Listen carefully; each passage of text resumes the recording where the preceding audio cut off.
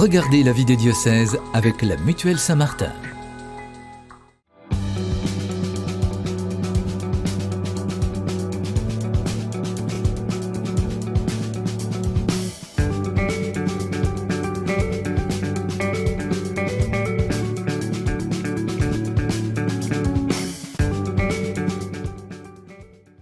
Bonjour à toutes et à tous et bienvenue dans la vie des diocèses sur KTO Télévision et KTO Radio. Une émission, vous le voyez, enregistrée ici depuis les studios de la communication du Sanctuaire de Lourdes à l'occasion de l'Assemblée des évêques de France. Et comme chaque semaine, nous partons à la découverte d'un territoire, d'un diocèse et de son évêque. Et aujourd'hui, nous allons en Gironde découvrir le département et donc le diocèse le plus étendu de France, le diocèse de Bordeaux, qui s'étend sur 10 000 km². Dans cette édition, nous allons découvrir un campus innovant, le campus François d'Assise, et nous verrons que la restructuration des territoires des paroisses, qui sera annoncée fin novembre, va bien plus loin qu'une question d'organisation. Pour commencer, quelques mots sur la Gironde, le plus grand département français, comme je vous le disais.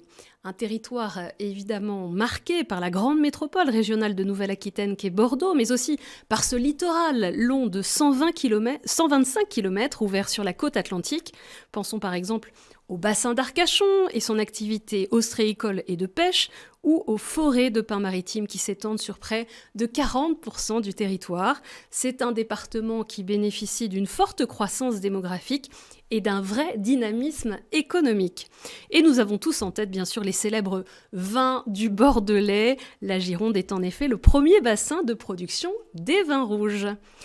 Pour parler du diocèse de Bordeaux, je reçois aujourd'hui son archevêque, Monseigneur Jean-Paul James. Bonjour Monseigneur. Bonjour Madame. Merci de nous rejoindre au cœur de l'Assemblée plénière ici à Lourdes. Je viens de donner quelques éléments. Comment est-ce que vous pourriez nous décrire votre diocèse aujourd'hui en quelques mots, le diocèse de Bordeaux ? C'est un diocèse qui est marqué bien entendu par l'agglomération bordelaise. Pratiquement la moitié de la population est présente sur l'agglomération. Un diocèse qui bénéficie de la démographie et qui est dynamique. Voilà ce que je retiens de lui. Alors, quelques chiffres justement concernant le diocèse. Les chiffres de 2020 notent 1 620 000 habitants. Il y a 57 paroisses réparties en 10 doyennés, en tout cas dans quelques jours, quelques semaines, c'est ce que vous allez annoncer. 113 établissements dans l'enseignement catholique, dont 2 agricoles. 162 prêtres composent le presbytérium, 162 prêtres de moins de 75 ans.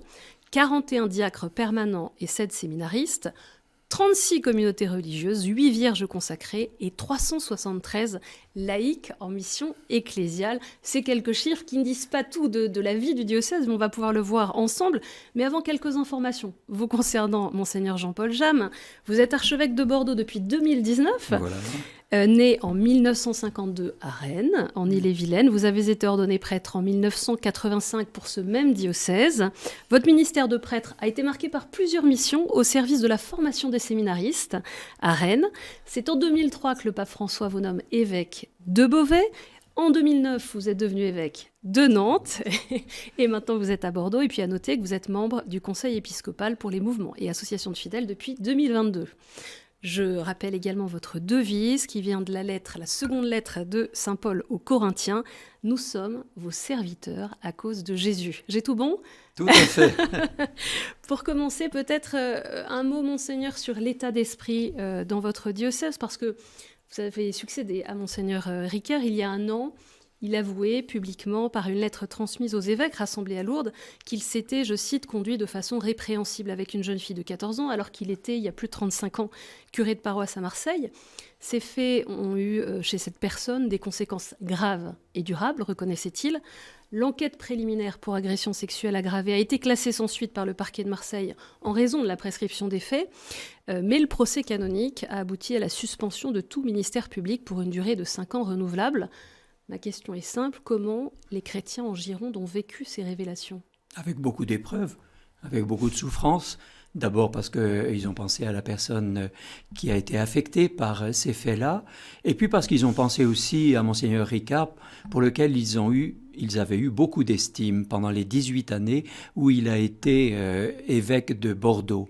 Et donc ils en avaient gardé un très beau souvenir, qui a été un peu altéré par l'événement. Et bien entendu, cet événement-là a provoqué une réflexion pour ceux qui ont été ordonnés par lui, pour ceux qui ont travaillé avec lui.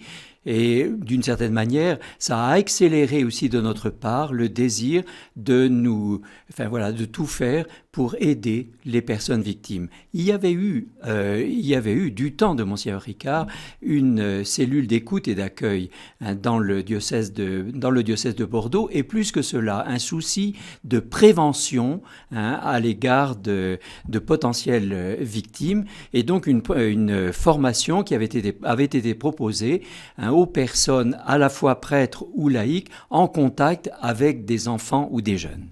Quand vous êtes arrivé à Bordeaux, Monseigneur Jean-Paul Jamm, un synode diocésain venait d'avoir lieu de 2017 à 2019, et vous portez vraiment, on va en parler pendant cette émission, le souci de la mise en œuvre de ces grandes orientations qu'on va pouvoir développer. Est-ce que vous pouvez déjà nous dire un peu ces 3 grands thèmes ? Ah, bien sûr, parce que vous savez qu'un synode, c'est un événement majeur dans la vie d'un diocèse. On relate souvent la formule du livre des Actes des Apôtres, l'Esprit Saint et nous avons décidé que. Je crois qu'à la fin d'un synode, ceux qui y ont participé peuvent dire cela. Et donc, ça, c'est le signe que le synode est réussi. Oui, tout à fait, et qu'il est, bien entendu, sous la motion de l'Esprit Saint qui éclaire l'Église à un moment donné. Et donc, mon souci, c'est de n'en pas faire un événement du passé. Au contraire, d'accueillir ce synode-là, sa réflexion, la prière, pour conduire et guider la vie du diocèse dans les années prochaines. Et donc, c'est l'objet. Trois grands points, puisque le thème était un thème assez généraliste, disciples missionnaires. 3 grands points, disciples du Christ, disciples en communauté, disciples en sortie. On va reprendre avec vous ces 3 grands thèmes, mais d'abord, je vous propose d'aller découvrir un campus innovant, le campus François d'Assise, qui est sorti de terre dans un quartier de Bordeaux en pleine expansion, Euratlantique, et qui a été inauguré, évidemment, avec vous en mars 2023. Dans ce campus de 9000 m² se côtoient notamment l'école d'ingénieurs Junia de l'Université catholique de Lille, l'ISFEC ou encore l'école de la deuxième chance AFEPT, ainsi que les bureaux de l'enseignement catholique de Gironde, avec entre autres particularités la présence de 3 jeunes prêtres qui vivent sur place. Notre journaliste Ophélie Marien est allée découvrir ce nouveau lieu où l'Église veut témoigner de sa proximité avec les étudiants. Ce 4 octobre, fête de Saint François d'Assise, une messe est célébrée sur le campus qui porte son nom à Bordeaux. Saint François a su répandre cet amour du Christ, il en était inondé dans son cœur, il s'est laissé baigner par cet amour pour le transmettre. Stéphane Chassard-Guillard est le directeur diocésain de l'enseignement catholique de Gironde qui a porté ce projet de campus innovant. Au-delà d'être un immeuble de bureaux où effectivement il y a des espaces de travail privatifs, il y a des surfaces d'espaces partagés extrêmement vastes. Ce qui fait que cet immeuble favorise les échanges, la collaboration, la coopération, se voulant être un lieu de vie, un lieu de partage professionnel. Des espaces de rencontre et des espaces qui, en les partageant, font que nous pouvons mêler nos activités et grandir ensemble dans notre activité centrale qui est celle de l'instruction, l'éducation et l'élévation par l'évangélisation. Sur ce campus de 9000 m² se côtoient notamment l'école d'ingénieurs Junia de l'Université catholique de Lille, l'ISFEC ou encore l'école de la deuxième chance AFEPT. Les étudiants de ces différentes écoles peuvent se croiser, en particulier dans l'atrium. Le choix a été fait d'implanter une fraternité sacerdotale de 3 jeunes prêtres sur le campus. C'est aussi vraiment une intention de pouvoir proposer le Christ à tous ceux qui vivent ici ou qui passent ici pour leurs études. Alors pour l'instant, tout est encore en construction, comme le quartier. Donc on va doucement, on écoute aussi les attentes des uns et des autres. Souvent, ça permet pour des jeunes qui sont un peu loin de l'église, c'est plus facile d'aborder quelqu'un avec qui qu'on croise tous les jours que quelqu'un qu'on imagine dans les fumées de l'encens et en haut des autels. Avec le père Éloi et le père Jean-Michel, ils partagent un duplex. Ils prient ensemble les laudes chaque matin dans la chapelle du campus. Car il est grand au milieu de toi, le Saint d'Israël. Avant le petit déjeuner. La vie fraternelle, c'est aussi pouvoir s'épauler dans une mission où tout est à construire. Je pense que ça montre vraiment La sollicitude de l'Église pour ceux qui sont là. Il n'y a pas beaucoup de prêtres. C'est quand même un choix important de mettre 3 prêtres ici. Vivre ici, c'est vrai que ça crée des liens, ça fait des points de contact, ça ouvre des portes dans la manière d'être avec les jeunes qui ne vont pas forcément aller à une activité d'aumônerie ou aller à la messe ou aller solliciter un prêtre pour un sacrement. Par contre, s'ils le voient remonter les courses, réparer son vélo. Chacun part ensuite à ses occupations, tous ayant plusieurs autres missions, notamment en paroisse. Dans les semaines et les mois à venir, le principal défi sera de créer des liens avec les étudiants qui passent sur le campus.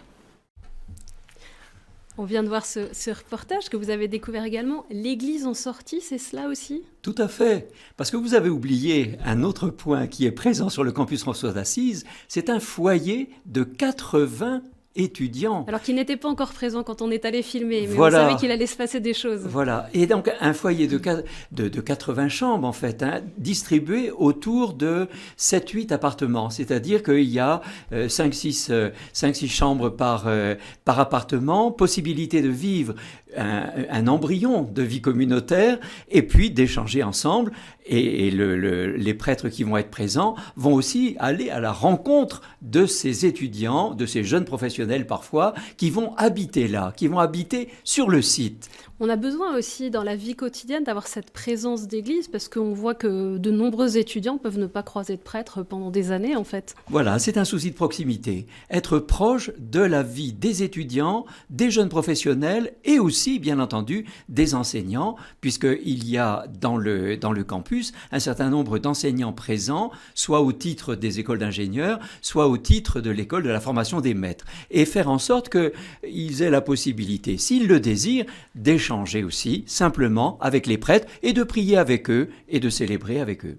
On voit aussi dans ce reportage plusieurs prêtres qui résident dans un même lieu. Est-ce que dans le diocèse, ces fraternités sacerdotales, c'est une des réponses pour lutter contre l'isolement des prêtres ? En tous les cas, c'est encouragé. Je ne dis pas que c'est systématique. Vous savez, vous l'avez dit au tout début de votre intervention, le territoire est très vaste et parfois il devient très difficile de regrouper sur un territoire extrêmement vaste parce que ça va être des kilomètres à faire. Simplement, chaque fois qu'un prêtre manifeste le désir de vivre en communauté ou en petite équipe avec d'autres, on essaye de le satisfaire. C'est une réponse à leur demande d'une certaine manière, c'est ça ? Oui, oui, c'est une réponse à la demande et c'est aussi plus que cela. C'est un souhait qui m'habite parce que je crois vraiment que la vie fraternelle aussi favorise l'évangélisation. Elle est témoignage. Elle est témoignage. Et ça, je crois que c'est quelque chose de très important. Les gens y sont sensibles. Quand une équipe de prêtres vit bien et est heureuse de vivre ensemble, eh bien, ça rejaillit sur la totalité de la communauté. On va maintenant aller découvrir les paroisses Saint-Jean-de-Belsier, du Sacré-Cœur, de Sainte-Croix et de Saint-Michel à Bordeaux, qui vont devenir une paroisse nouvelle, la paroisse Saint-Jean-l'Apôtre. Nous avons rencontré le curé et des membres de l'EAP engagés dans la rédaction de leur nouveau projet pastoral, parce qu'au-delà d'une simple restructuration territoriale qui sera promulguée lors de la Saint-André en fin novembre, il s'agit de discerner les priorités pastorales que chaque paroisse veut mettre en place pour que l'Évangile continue d'y être annoncé. On a proposé aux membres de l'équipe pastorale appelée de rêver à la paroisse du Sacré-Cœur en 2030, en essayant de partir tous azimuts sur qu'est-ce qui serait pour nous une belle paroisse missionnaire. Et de ces idées qui étaient parfois des choses très concrètes, être capable de vivre un pèlerinage paroissial récurrent, être capable de s'inviter à la sortie de la messe, voilà, des idées très simples du quotidien, dire voilà, et maintenant, où est-ce qu'on est aujourd'hui et qu'est-ce qu'on peut mettre comme jalon, nous, EAP, pour aider la paroisse et les paroissiens à passer de là où on en est à là où on voudrait aller. Dans la paroisse, il y a toujours cette répétition, cette invitation à changer le cœur, devenir plus missionnaire, plus ouvert, plus aller à la rencontre des autres. Cette église seulement venait à la paroisse pour des services, pour recevoir. Non, chaque membre devait être aussi engagé dans le moins de possibilités. Je pense que vraiment cet élément est bien présent et maintenant de pouvoir l'appliquer à un secteur, donc une nouvelle paroisse plus large avec 4 clochers, c'est un défi. On y a réfléchi et on est en train de mettre en place dans le projet pastoral un ensemble de mesures visant à identifier les besoins des paroissiens pour créer des parcours de formation et d'aide pour que chacun puisse pleinement reconnaître et répondre finalement à sa vocation de baptiser et de disciple missionnaire. Monseigneur Jean-Paul Jam, on vient d'entendre les membres de cette paroisse nouvelle. C'est vraiment dans la continuité de la démarche synodale que vous avez voulu engager le diocèse dans ce projet pastoral intitulé Paroisse missionnaire. C'est ça l'objectif? Tout à fait, tout à fait. L'objet, c'est de relancer l'élan missionnaire du diocèse.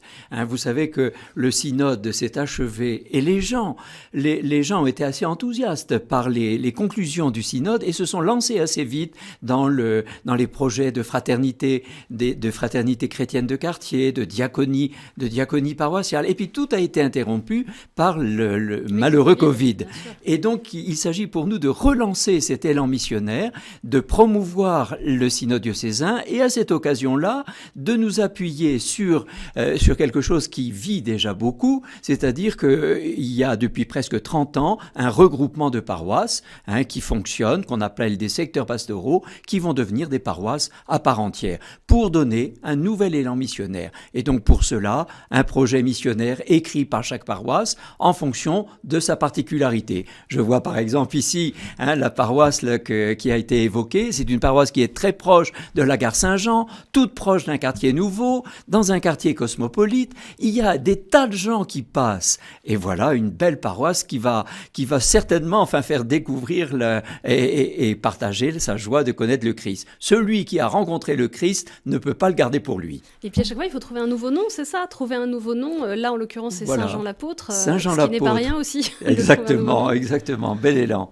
Comment est-ce que cette nouvelle organisation, c'est ce que je disais en introduction, c'est pas seulement une manière d'organiser le territoire autrement, mais comment est-ce qu'elle est au service de ces trois axes dont on a parlé? Être des disciples du Christ, être des disciples en communauté, être des disciples en sortie. Comment est-ce que cette organisation fait le lien avec ces grands axes?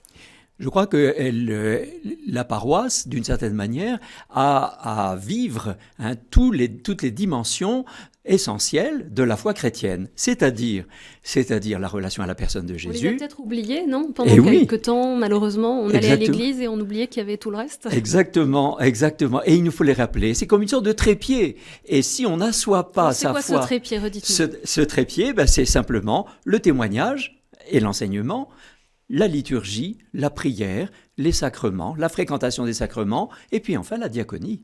La diaconie, c'est-à-dire mettre en œuvre concrètement la foi chrétienne qu'on a découverte et qu'on a célébrée. Un trépied sur lequel s'assoit la paroisse. Et la paroisse va être invitée, pour chacun de ces pieds du trépied, va être invitée à faire des propositions pour l'ensemble de la paroisse pour les quelques années à venir. Vous avez utilisé un mot qui est peut-être moins connu, le mot de diaconie. Oui. Qu'est-ce que ça signifie profondément vivre la diaconie dans l'Église, vivre la diaconie comme chrétien? Eh bien, la foi chrétienne, elle se met en œuvre dans la charité à l'égard des frères, dans l'amour des frères. Si ma foi ne se vit pas en acte, elle est vaine. Voilà. Si ma foi n'est pas agissante, elle est vaine, comme dit saint Paul. Une foi qui n'agit pas est une foi qui est déjà morte. Et voilà, et il y a du travail à faire.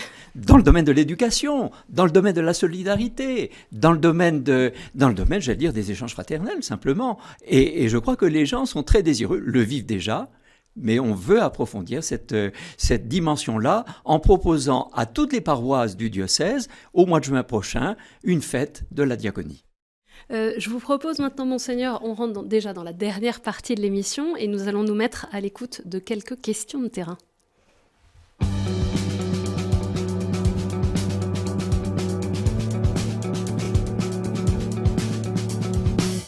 Alors, il va y avoir une première question à laquelle vous allez pouvoir répondre directement. Une première question de Claire qui était au JMJ à Lisbonne.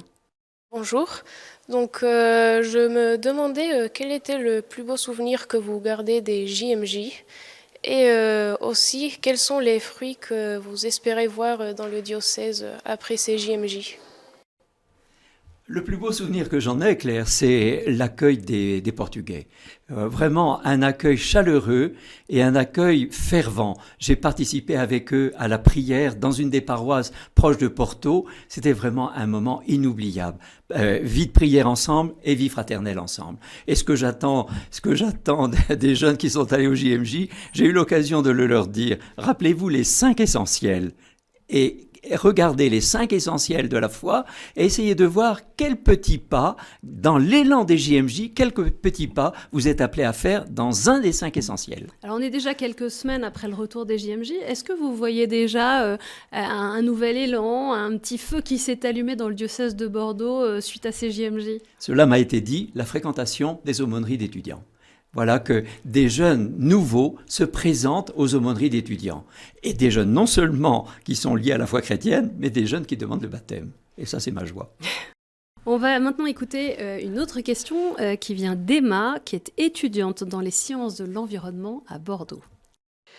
Bonjour, alors ma question elle concernait les divorcés qui n'ont pas reçu l'annulation de leur mariage et du coup qui se retrouvent empêchés de communier, et je voulais juste savoir s'il y avait des réflexions qui étaient lancées dessus parce que ça a engendré quand même beaucoup de souffrance pour ces personnes, et s'il y avait des réflexions, quel type de réflexion et comment on y réfléchit.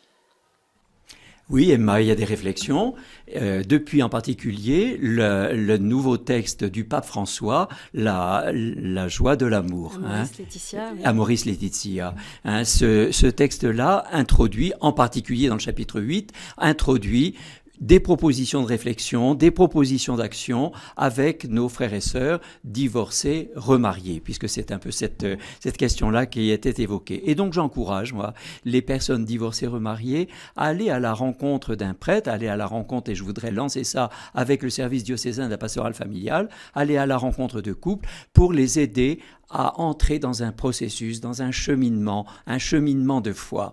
Et pour prendre un exemple, nous avons ouvert l'année dernière une maison qu'on appelle la maison Familia à Bordeaux, et cette maison Familia propose depuis cette année un parcours aux personnes divorcées, remariées. Voilà, et on partage ensemble sur leur chemin, la particularité de leur chemin et ce que l'Église peut envisager avec elles. Est-ce que peut-être comme pasteur aussi, vous avez une parole à donner à tous ceux qui se sentent exclus de l'Église? Le pape n'arrête pas de dire que l'Église est ouverte à tous, qu'elle est pour tous. Qu'est-ce que vous voudriez dire comme pasteur, comme évêque de Bordeaux? Bien évidemment, nos frères et sœurs divorcés, remariés sont membres de l'Église, membres des communautés chrétiennes, qu'ils n'hésitent pas à participer à la vie des paroisses. On va écouter maintenant une 3e question de Bernadette, qui est bénévole à la paroisse de Notre-Dame-des-Anges à Bordeaux. Bonsoir. Je voudrais d'abord dire que j'apprécie beaucoup la présence de Monseigneur Jam à Bordeaux et que j'apprécie beaucoup ses cérémonies à la cathédrale. Les questions que je pourrais lui poser, c'est pourquoi nos églises se vident alors qu'il y a tant de bons pasteurs, et d'autre part, que pense-t-il du mariage des prêtres ? Grande question. Ah oui, alors il me faudrait plus d'1 minute certainement pour y répondre. Pourquoi les églises se vident? D'abord, je découvre que les églises attirent toujours et les communautés chrétiennes attirent toujours. J'ai été frappé l'année dernière du nombre de catéchumènes adultes dans le diocèse de Bordeaux. Et donc, si de fait les assemblées sont beaucoup moins nombreuses qu'elles n'ont pu l'être, et je pense que la dame y fait référence, si elles sont beaucoup moins nombreuses, pour autant, elles ne sont pas délaissées, loin de là. Et au contraire, je crois que des jeunes, en particulier des jeunes trentenaires, c'est-à-dire des jeunes qui ont déjà une vie professionnelle, qui ont parfois un engagement familial, s'interrogent sur le sens de leur vie et ont le désir de donner un sens à leur vie, rencontrent la personne du Christ, parfois de manière très surprenante, très presque mystique, parfois aussi grâce à des proches, grâce à des amis. Et ça c'est extraordinaire. Donc madame, ce que je peux vous dire, c'est que de fait, oui, les églises sont certainement moins fréquentées qu'elles n'ont pu l'être, mais je vous assure qu'il y a de beaux témoignages qui disent l'intérêt des jeunes en particulier pour la foi chrétienne. Bon, on arrive déjà à la fin de cette émission, Monseigneur Jean-Paul James. Je voudrais quand même rappeler à ceux qui nous écoutent, qui nous regardent, vous avez mentionné la fête de la diaconie, ce sera les 1er et 2 juin 2024. Merci beaucoup d'être venu ici, à Lourdes, sur le plateau de la vie des diocèses. Pour en savoir plus sur le diocèse de Bordeaux, vous pouvez consulter le site internet bordeaux.catholique.fr. Cette émission est bien sûr à retrouver sur ktotv.com. Merci encore pour votre fidélité et rendez-vous la semaine prochaine.